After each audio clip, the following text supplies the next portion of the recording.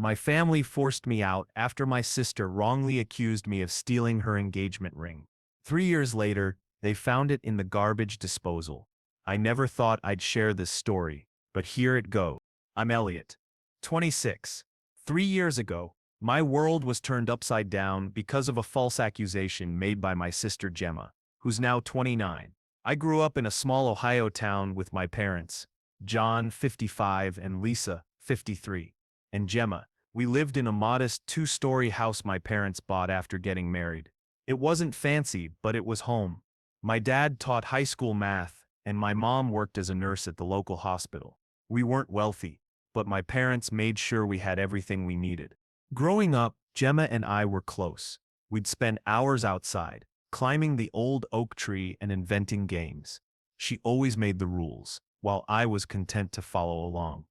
But as we got older, things changed. Gemma was an overachiever, top of her class, debate team captain, excelling in nearly everything. I was more relaxed, doing okay in school, but never as driven. This difference slowly strained our relationship.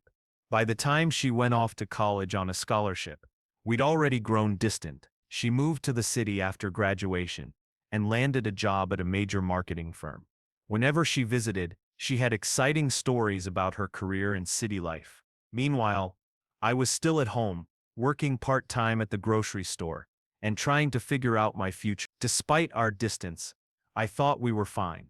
I had no idea how quickly things would fall apart. 3 years ago, Gemma got engaged to Tom, 31, a lawyer from a wealthy family. My parents adored him. He proposed with a diamond ring passed down through his family, and Gemma couldn't stop showing it off. Her engagement party was huge.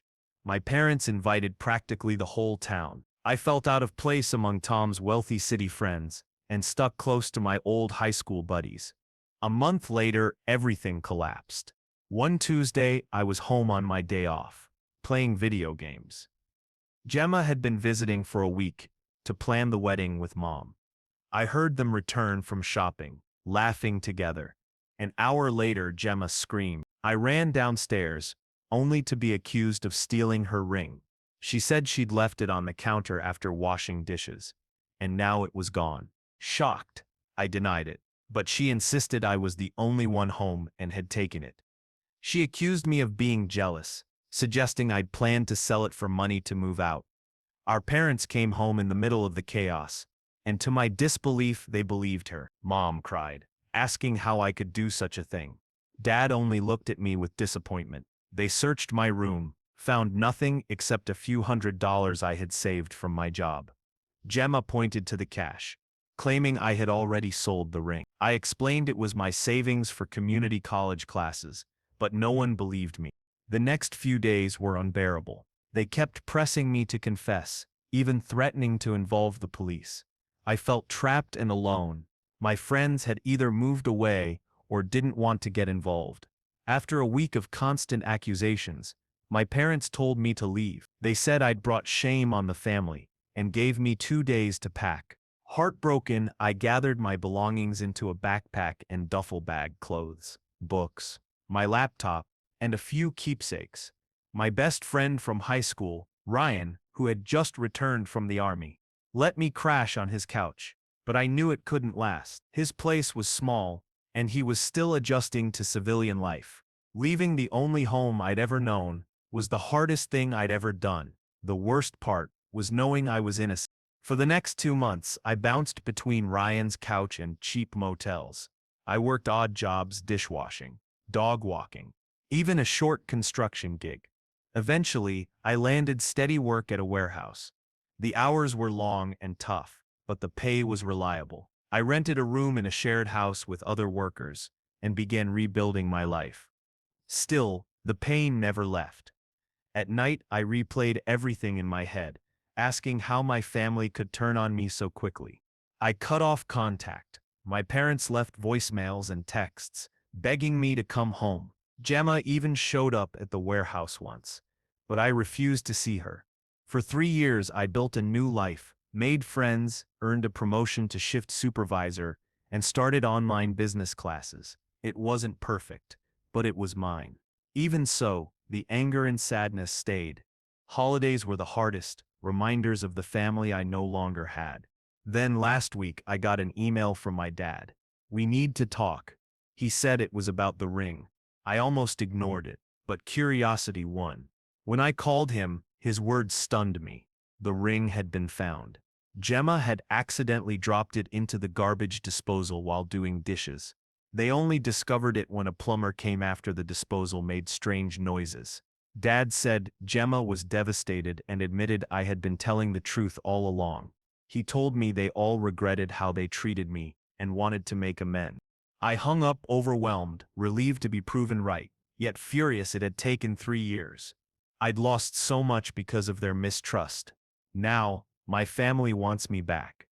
Gemma has been calling non-stop, asking for forgiveness. But I don't know if I can forgive them. They turned on me without hesitation, abandoned me, and left me to struggle alone. Part of me wants nothing to do with them. Another part wonders if we could rebuild what was lost. I'm torn. Should I give them a chance to make things right, or should I continue living the life I've built without them? A week has passed, and much has happened. I want to thank everyone who offered advice. It helped me process my emotions. After much thought, I decided to meet with my family. I owed myself that closure, even if I wasn't sure about reconciliation. We met at a small coffee shop in the next town, far enough to avoid familiar faces, but still convenient.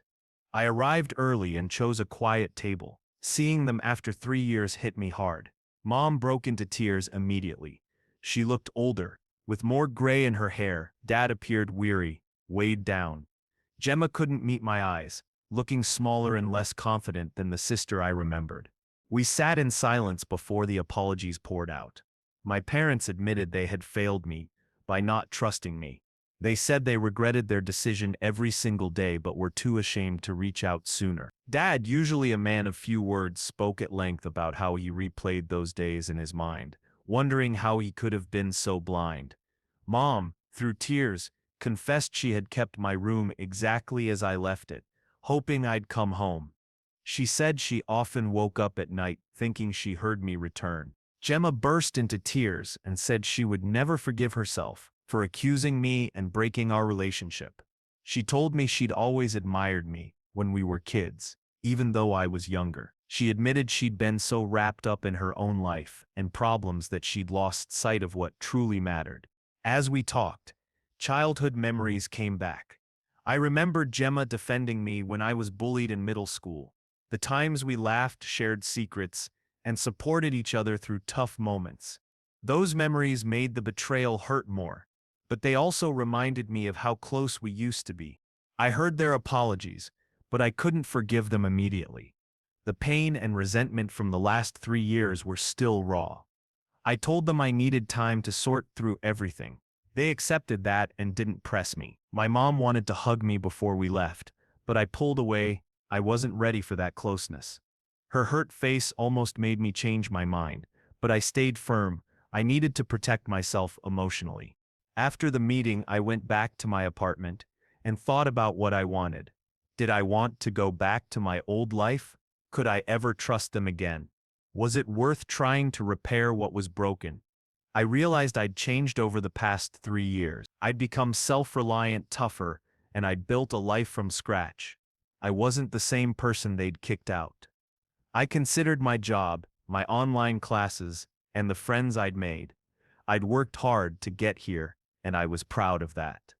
Still, I missed my family. I wondered if I could have a relationship with them while keeping my independence. After a few days, I decided I wasn't ready to fully reconcile.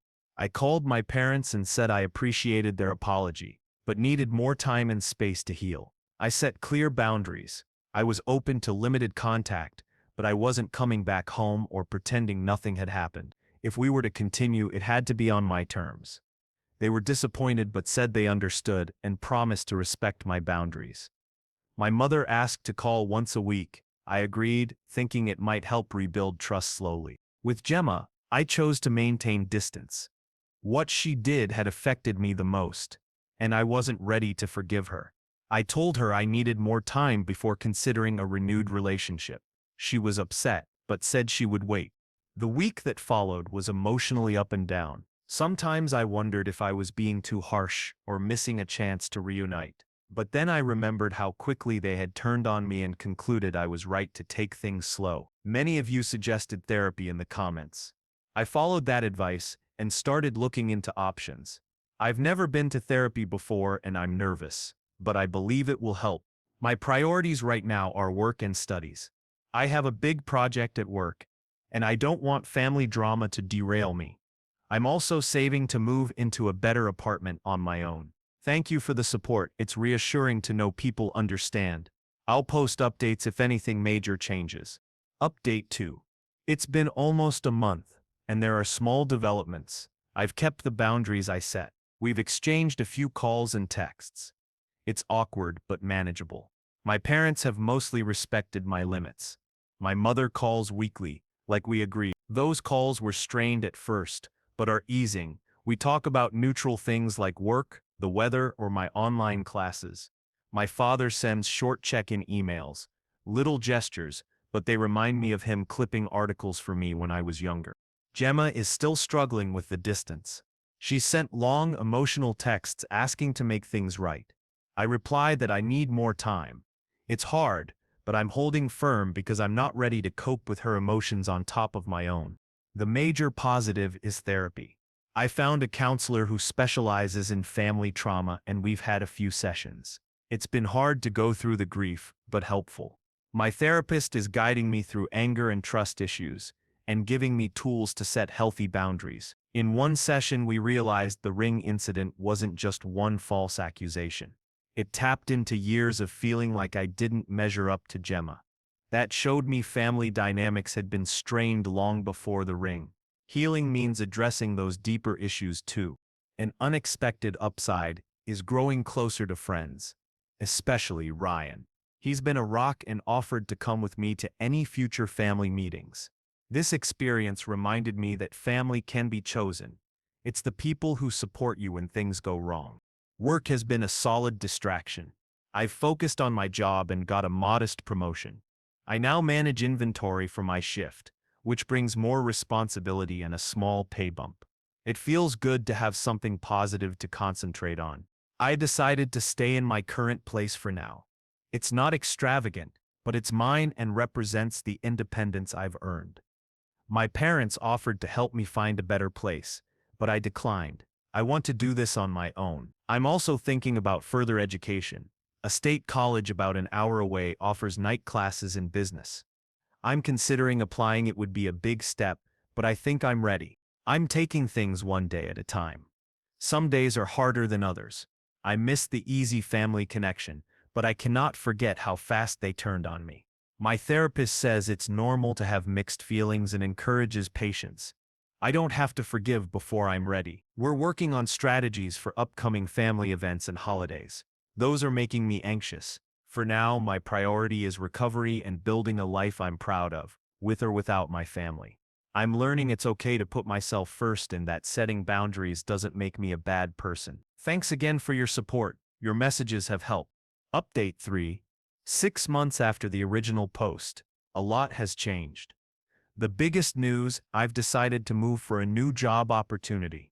It's a meaningful step forward in my career and I'm excited about the possibilities. The role is with a logistics company. Similar work to the warehouse but on a larger scale and in a management capacity. The pay is much better and it includes benefits like health insurance and a 401. I discussed the move at length with my therapist to evaluate how it would affect my healing and family relationships. We agreed it could be positive. A chance to stand fully on my own and separate my identity from the family drama. I told my parents about the transfer last week. They were surprised and disappointed, but said they understood. My mother cried and said she had hoped for more time to repair things before I left. My father was reserved but clearly concerned about me being alone in a new place. Gemma reacted the hardest.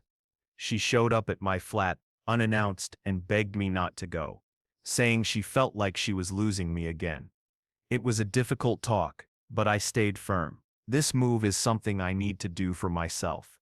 Our relationship has improved somewhat, but it's not back to normal. We've had a few family dinners. They're awkward, but we're learning how to be in each other's presence again. Trust remains fragile. I sometimes wonder whether their apologies are sincere or motivated by guilt. My therapist has been essential in helping me process these doubts and strengthen my boundaries. She's emphasized that forgiveness doesn't mean erasing the past. It's about letting go of anger so I can have peace of mind. I don't expect to forget what happened, but I am trying to forgive for my own sake. As I prepare to relocate, I reflect on how much I've changed since the accusation 3 years ago. At the time, I thought my life was over. Now I recognize how much I've learned. I'm stronger, more independent, and I understand my own value better than before. I don't know what the future holds for my family and me. We plan to keep in touch after I move, with weekly calls and holiday visits as a starting point. Maybe time and distance will help us build something new. For now, my focus is on the future, the new job, the new city, and the opportunities ahead. I've started apartment hunting online and researching the area. It's a mix of excitement and nervousness, but I'm mostly looking forward to the next chapter. Whatever happens with my family, I know I'll be okay. I've proven to myself that I can handle life's challenges, and that being surrounded by people who truly support you, related or not, matters most. Thank you for watching. If you haven't subscribed yet, please do, and hit the notification bell to stay updated with more true life stories.